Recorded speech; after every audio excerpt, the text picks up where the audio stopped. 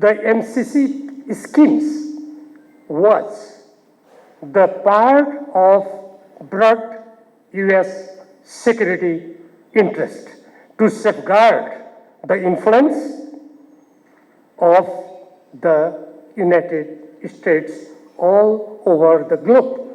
Provisions of the agreements and understanding even made between the government of Nepal and the United States are not, they have not been made public. And enacted a law under which it formed a national budget to disburse in different countries to promote US security interest. Initially, the budget was disbursed or provided to the very least developed countries which were infected by civil wars and internal conflicts.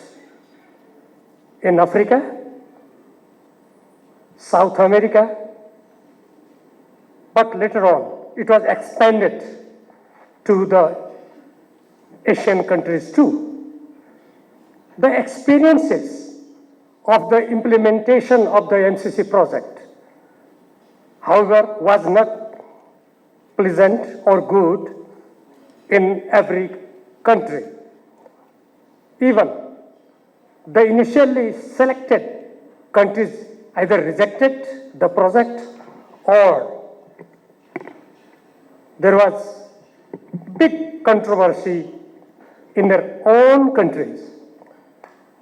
Despite all these controversies and debates, the government of the United States persuaded to move on gradually, as stated by the President of the United States 23 years back. It was made an integral part of US broad security strategy. As I stated, the President of the United States had clearly stated while opening the MCA, the MCC schemes was the part of broad US security interest to safeguard the influence of the United States all over the globe. Later on, it was extended in the Pacific region. In the course of time, the government of the United States developed further the MCC projects as the broad security strategy to promote, accelerate the US influence both from the point of militarization or to hold to develop the US influence all over the world. In the course of time, when the United States emphasized on looking the East or to focus on Indo-Pacific region, Nepal also was brought under the project of Millennium Challenge Corporation. Though it sounds the Millennium Challenge Corporation was an independent body, but it was or it is an integral part of the US government strategic move. The foreign minister or the secretary of state is the chairperson of the MCC national organization.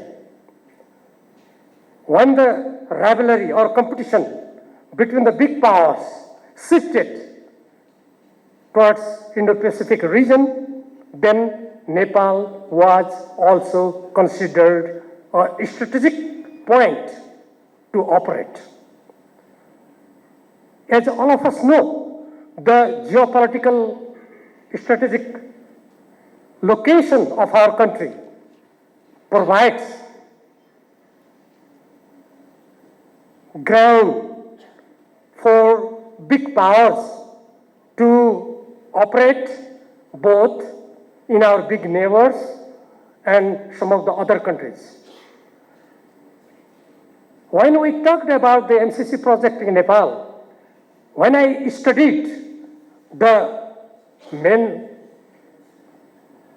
Millennium Challenge Compact scheme and several agreements, including the implementation agreement and several other agreements made by MCA Nepal with various ministry and departments of the government Nepal.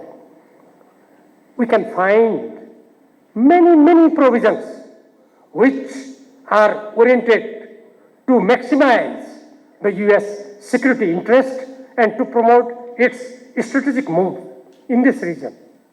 Thus, the MCC project itself, as also stated by the high-level officials and ministers of the United States, is an integral part of Indo-Pacific strategy of the USA. There are several clauses, both in the main agreement, implementation agreement, and several other understanding agreements and letters which were exchanged between the government of Nepal and United States clearly show the MCC project, despite its economic and development cover, the government of the United States has taken it as foreign policy promotion combined with security strategy. We can find it very clearly, not only on agreement and understanding, but when we study the documents and statements made by the ministers and higher authorities of the United States, it is very clear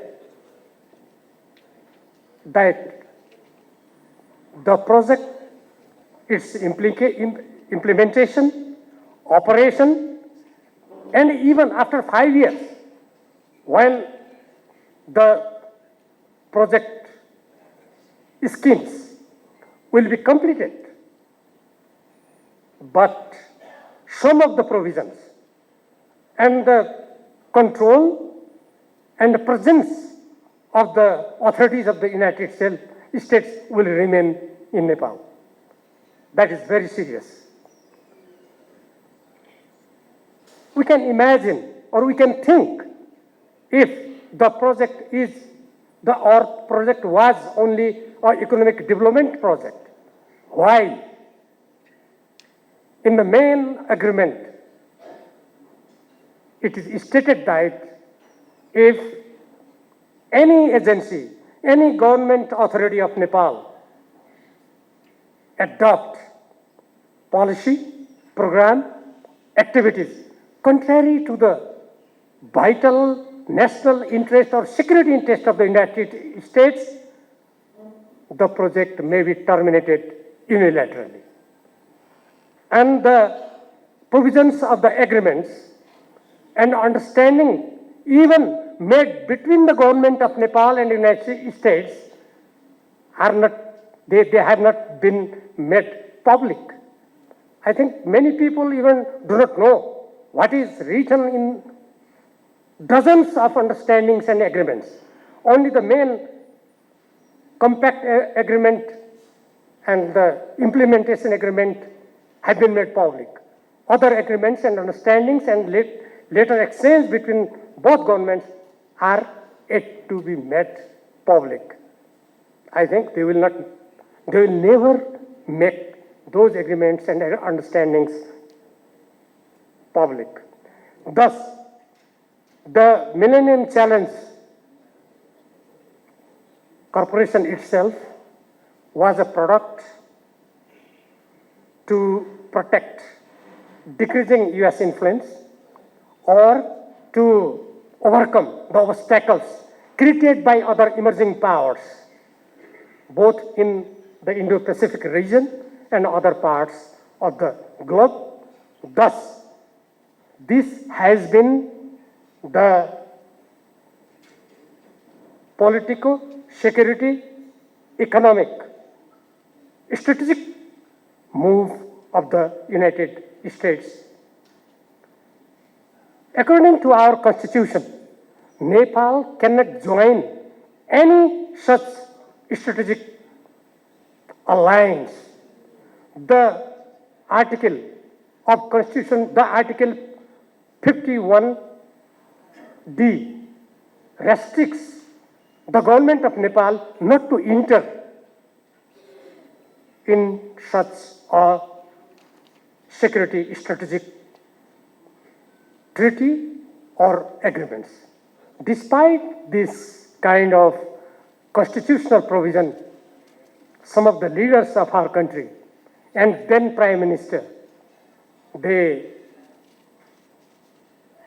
tried their best to ratify this agreement. Now this is in operation. Though public opposition, dissatisfaction is still in the country, and the voice against the provisions which are detrimental to our national independence, dignity, and interest, the government, especially this coalition government of the Nepali Congress and the CPN-UML, seem very active to carry on all the operation and implementation activities of this NCC project. Thus, it is not only the economic development project as being stated by some of the leaders of the Nepali Congress, CPN-UML, and others. Actually, all the facts clearly show the MCC project, not only in Nepal, but globally, is a part of US global security strategy, including Indo-Pacific strategy. That's why, as a Nepali citizen, patriotic citizen, we are very much concerned, though we are not in opposition to take international assistance, that may be loan or grant, but such loans and grants as the Constitution of Nepal should be according to the national interest of Nepal. No one can go beyond the constitutional provision, but unfortunately, it happened in our country. With these words, I would like to congratulate the organizers and hope the deliberations in this seminar will be very fruitful and may contribute to sensitize the citizenry towards the national interest of Nepal.